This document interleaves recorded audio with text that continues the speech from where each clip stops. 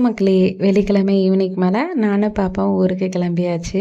ஊருக்கு போற வரைக்கும் உட்காந்துட்டே தான் போப்போறோம் அப்படின்ற மாரி யோசிச்சுட்டு இருந்தேன். ஏன்னா ஆர்இசில தான் டிக்கெட் கன்ஃபார்ம் ஆயிருந்தது. ஸோ ஹஸ்பண்ட் சொன்ன மாரி ட்ரை பண்ணுவோமேன்னு சொல்லிட்டு டிடிஆர்ட்ட கேட்கும்போது, அவரு என் கூட ட்ராவல் பண்ணிட்டு இருந்த ஒரு கோ பேசஞ்சர் அந்த பொண்ணு வந்துட்டு, புனலூர்ல இறங்குனோனே அவங்களுக்கு சீட் மாத்தி குடுத்தோனே நல்லா தூங்கியாச்சு.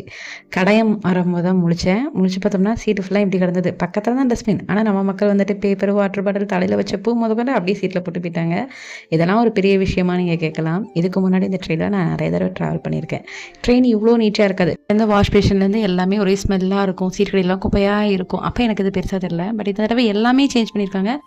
நார்த் இந்தியன்ல இருந்து இங்க வரக்கூடிய ட்ரெயின்லயும் ட்ராவல் பண்ணியிருக்கேன். அங்கங்க எச்சி துப்பியிருப்பாங்க. நமக்கே பார்க்க அருவருப்பா ஒரு மாரி இருக்கும். ஏன் இப்படிலாம் பண்றாங்கங்கிற மாரி முகம் சுளிக்கிற மாரி இருக்கும்.